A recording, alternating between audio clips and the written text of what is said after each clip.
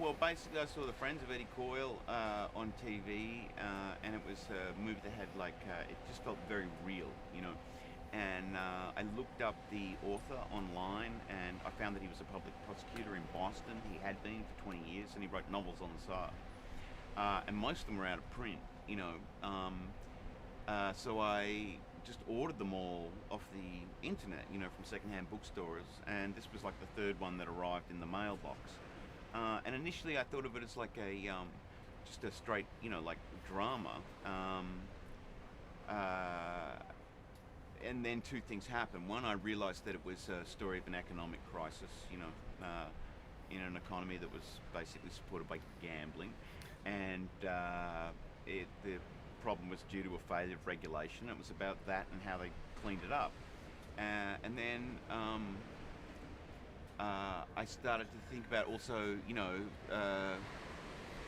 when you're dealing with desperation, you know, you can play it straight and you've got film noir, you can play it for laughs and you've got, you know, screwball. And just wanted to make a, I guess, more self-conscious movie, you know.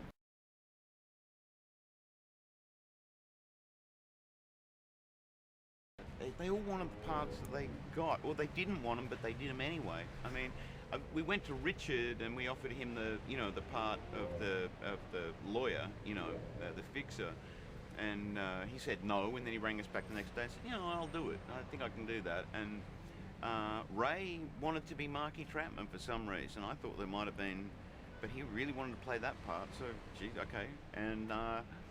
And Jim, I really wanted Jim to be Mickey, you know, because I've got a lot of affection for that character, and you know, Jim's just a really deeply sort of sensitive guy, and I knew he would bring something to it, you know.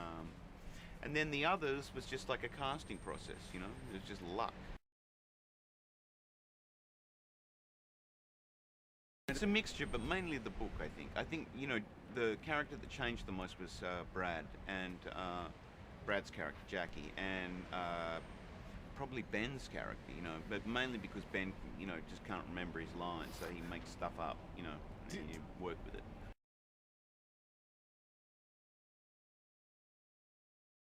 It was great. I mean, I love New Orleans. Not that I really saw much, but you know, when you're making a movie, you just go to the movie and you go to the hotel, and that's pretty much it if you're the director. But it's certainly a really vibrant,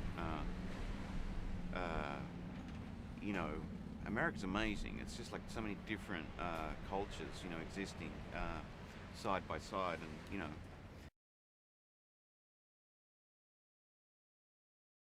You know, the producing part happens at the beginning and the end. You know, where the producing part happens when you're setting the picture up, and then, you know, it also happens at the end when you're cutting the movie and selling the movie. When he's on set, he's pretty much an actor, you know, with the producer, you know, making a few heavy lifting phone calls every now and then. But, you know, the roles are quite divided, you know.